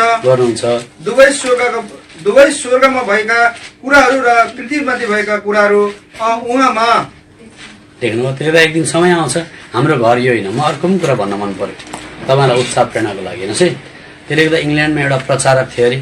त्यो प्रचारक चाहिँ जहिले बुढाबुढी उनीहरू प्रचार गर्दै गर्दै कति दुःख सहेर त्यति बेलासँग पानी जहाजमा प्रचार गरेर 6 महिना पछाडि फर्के अरे क्या। कहिले घर पुगौँ छोराछोरी कति बेला भेटौँ भनेर आज सोच्दै आयो अरे। ठिक्कै इङ्ल्यान्ड आएर अब त्यति बेलाको समय पानी जहाजबाट उत्रौँ भनेको त राजाको पो त्यति बेला मुभमेन्ट भयो अरे। राजाको अब के भन्छ सवारी भयो अरे क्या। त सवारी हुँदाखेरि त त्यो राजा रानीको कुन चाहिँको सवारी हो सवारी हुँदा त घर आइपुग्ने बेलामा त 8 घण्टा 9 घण्टाको जाम पो भयो अरे हो। अनि राजालाई त भव्य स्वागत रानीलाई भव्य स्वागत गरे अरे। तर बिचार त्यो पानी जहाजमा भएको बुढाबुढी त 8 घण्टा रोकिनु पर्यो घर आइपुग्न आँटेर पनि रोकियो अरे क्या। अनि बुढाले भने अरे बुढीलाई फर्केर भन्यो अरे के गर्नु यत्रो परमेश्वरको काम गरेर आइयो घर पुग्ने बेलामा हामीलाई जाम भयो हेर त तिमीलाई र मलाई त लिन पनि कोही आएन। तर यो संसारको राजा रानीलाई यत्रो जना मान्छेले स्वागत गर्दैछन् हो। उनीहरूले परमेश्वरको काम गरेर आएको पनि छैनन्। उनीहरू यतापट्टिबाट पारिबाट वारी जाँदैछन् यत्रो स्वागत भन्दाखेरि बुढीको अनुहारमा तुरुक्क आँसु आएर क्या। अनि त्यति बेला दुईजनाले घुँडा टेकेर प्रार्थना गरे अरे। अनि प्रार्थना गर्दा परमेश्वरले बुढालाई यसो भन्नु अरे, हेर अहिले त मेरो देशमा आइपुगेको छैनस्, तँलाई यो संसारमा घर आइपुगे जस्तो लाग्दो होला, यो चाहिँ तेरो घर होइन। जब तँलाई स्वागत गर्ने दिन आउँछ, यो राजालाई भेला गरेर भेला भएर स्वागत गर्ने त के अनगन्ती स्वर्गदूतहरू हुन्छन्, म पनि हुन्छु त्यहाँ। त त्यो दिन त्यसरी जाम हुँदैन, त्यो दिन तँलाई म एकदम भव्य प्रकारले स्वागत गर्छु। तर तँलाई लाग्दो होला घर आए जस्तो लागेर तेरो घर आउने बेला भएको छैन होला। हो हामी परदेशमा रहेछौँ, हामी भनेको टाइममा पुग्दैन रहेछौँ, अरूलाई यो संसारमा स्वागत हुँदो रहेछ, हामीलाई हुँदैन भनेर चित्त बुझाएर क्या त्यसरी बुझाउँ। त्यसले गर्दा हेर्नुहोस् न, म भन्दैछु त तपाईँलाई यहाँ जति पैसा कमाउनुहोस्, भित्र हृदयमा चाहिँ घरै जाउँ जस्तो लाग्छ। घर त्यति प्यारो हुन्छ, तर हाम्रो इच्छा र परमेश्वरको इच्छा बुझ्दैन। परमेश्वरले टाढा ल्याउनु भयो।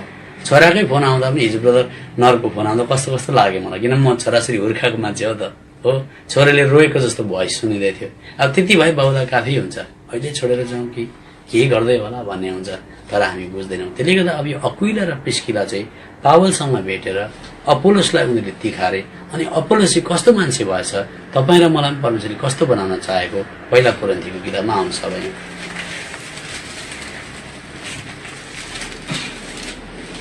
पहिला कोरिन्थीको किताब 3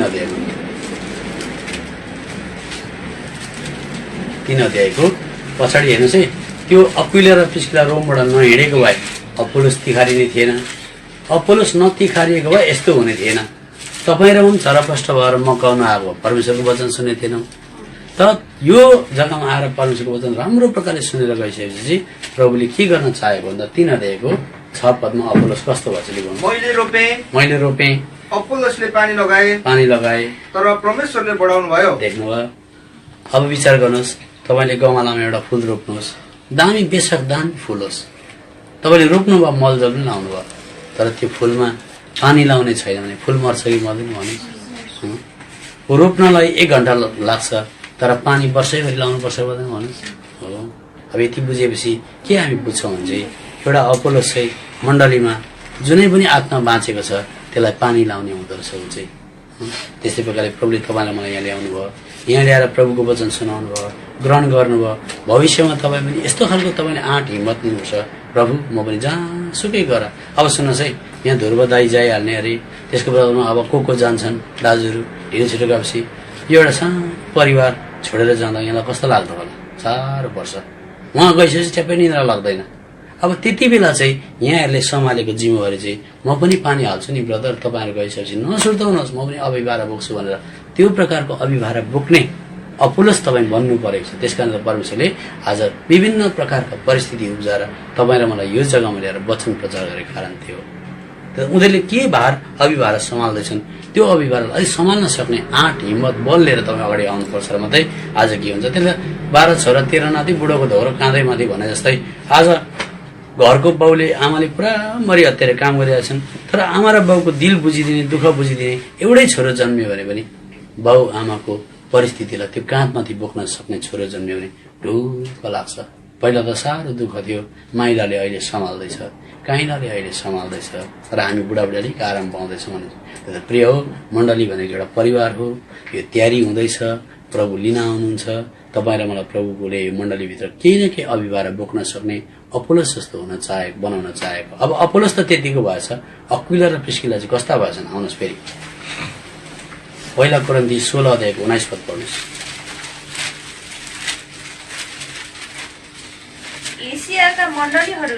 एसियाका मण्डलीहरूले तिमीहरूलाई सलाम पठाउँदैछन्। आफ्नो घरमा भएको मण्डलीको साथमा अक्विला र प्रिस्किलाले प्रभुमा तिमीहरूलाई धेरै सलाम पठाएका छन्। अक्विला र प्रिस्किला परदेश छोडेर आएर सुन्नुहोस् है, आज उनीहरूको घरमा मण्डली भएछ। के भएछ अरे भन्नुहोस् त। तपाईँ र म अब यहाँबाट तिखो भएर गइसकेपछि अब नेपालको कुन कुन कुना कन्दरामा हामी बस्छौँ, त्यो जग्गामा जाँदा कमसेकम बुढी बुढा छोराछोरी 3 जना भएर सेवा गर्न थाल्यो भने त्यो जग्गामा धिप आगो बल्न थाल्छ कि डाल्दैन भन्नुहोस् त। अनि यहाँ ब्रदर ध्रुवले सुनेर खबर पाउनुहुन्छ, ब्रदर सामीले सुनेर खबर पाएपछि अब हाम्रो यहाँ ब्रदर सेवा ग्रहण गरेको त उहाँ गएर नेपालको कुन चाहिँ पान्थर भन्ने जग्गामा, या त जिरी भन्ने जग्गामा, या त प्रीति भन्ने जग्गामा, चरीकुटमा गएर सेवा गर्न थाले अरे।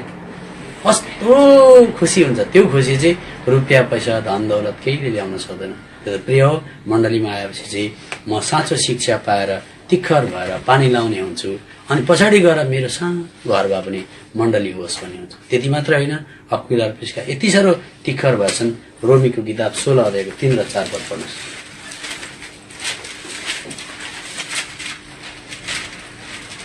ख्रिस्ट येशूमा मेरा सहकर्मीहरू प्रिस्किल्ला र अक्विलालाई सलाम भनिदेऊ, जसले मेरा प्राणका निम्ति आफ्नै गर्दान दिएका छन्, जसलाई म मात्र धन्यवाद दिदिनँ तर सबै अन्य जातिहरूका मण्डलीहरूले पनि दिन्छन्। देख्नुभयो, त्यो अक्विला र प्रिस्किल्ला छ नि, पछाडि यति साह्रो तिखो भएछ कि पावलको निम्ति त के दिने अरे भन्नु सबजनाले गर्दान। पावललाई मार्नुभन्दा बरु हामीलाई मार, त्यसको सट्टामा बरु हामी मरिदिन्छौँ। उसलाई कहाँनिर उकास्नुपर्छ, हामी बरु पसिदिने गर्जन दिनु भनेको खेलाँची छ। प्रभुको प्रेमले त्यति साह्रो मान्छेलाई गहिराउँदै गहिराउँदै गहिराउँदै लान्छ। त्यो चाहिँ साँचो माया हो, त्यो चाहिँ मण्डलीको अभिभारा हो, त्यो चाहिँ अभिभारा बोक्न सक्ने क्षमता हो। अनि प्रभुले हाम्रो जीवनमा त्यसो गरेका हुन्। प्रभुले हामीलाई यस विषयमा गहिरो जान्ने बुझ्ने हामीलाई तुल्याएका हुन्। त्यो त प्रिय हो, परमेश्वरले जे कुरो पनि गर्नुहुन्छ भलाइको लागि गरेको हुन्छ। तर हामीले जहिले धन्यवाद चढाउनुपर्छ। प्रभु, म यहाँ आएँ, मैले प्रभुलाई पाएँ, धन्यवाद छ। हेर्दाखेरि यसो हेर्दाखेरि सबै कुरा छरपष्ट छ, तर सबै मिलाएर हेऱ्यो भने राम्रो हुन्छ। त्यसले त कतिचोटि प्रभुले हामीलाई अटेरिछौँ ढिँड्छौँ भने पनि मण्डलीमा ल्याएको हुन्छ। अब यो कुरा म एउटा नमुना अझै बताउँछु। इन्डियामा एउटा मान्छे थियो अरे, सुरुमा प्रभुमा राम्रो प्रभुलाई पाएपछि भट्टाभट चर्च आइबस्थ्यो अरे रेगुलर। अनि आइबस्दाखेरि एक दिन त अचानक फेरि जति रेगुलर आउँथ्यो लगातार आउँथ्यो अलिक आउन छोड्यो अरे। के भएछ भने प्रभुको दास यसो पर गएको त दोकान खोलेको रहेछ अरे क्या। अब दोकान खोल्नु नराम्रो होइन, दोकान व्यापार बट्टा केही न केही नगरेको त खान पाइँदैन, कामै गर्नु पर्यो।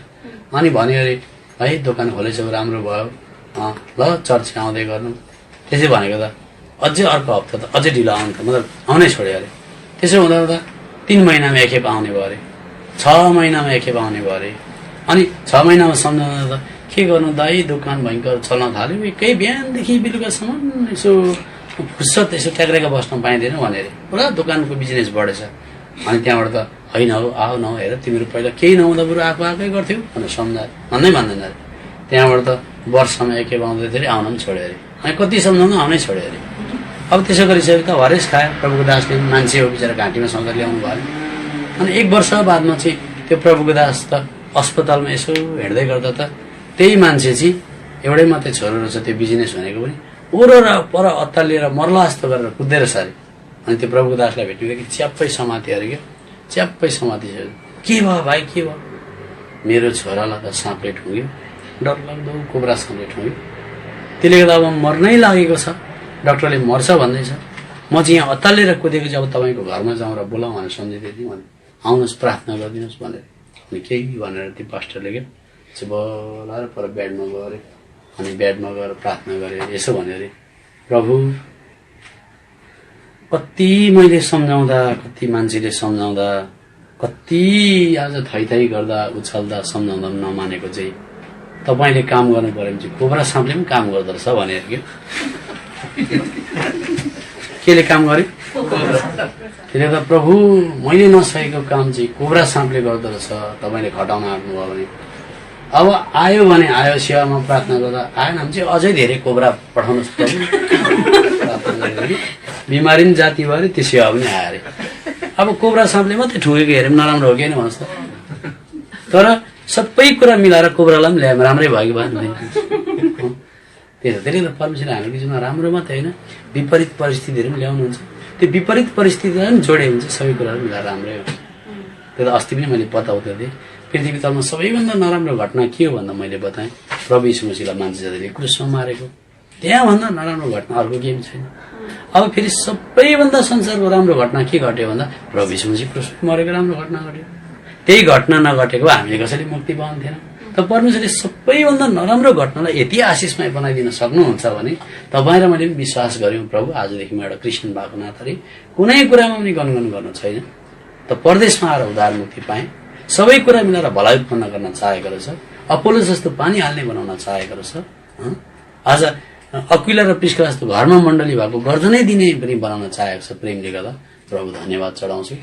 कोब्रा मात्रै हेऱ्यो भने मन देखाउने कुराहरू छ, तर कोब्राले ठोगेर फेरि वापस चर्चमा आएर पनि राम्रै हुँदो रहेछ। घोडाले खुट्टा लात्ताले भाँचेको मात्रै हेऱ्यो भने नराम्रो, तर फेरि लडाइँ हुँदाखेरि छोरो बाँचेको भने राम्रै हुँदो रहेछ। प्रभु क्रुसमा प्रभुलाई मारेको कुरा सबैभन्दा नराम्रो, त यसैलाई राम्रो बनाउँछ। मेरो जीवन तपाईँको हातमा हाल्दैछु भने सबै कुरो राम्रै राम्रो हुन्छ।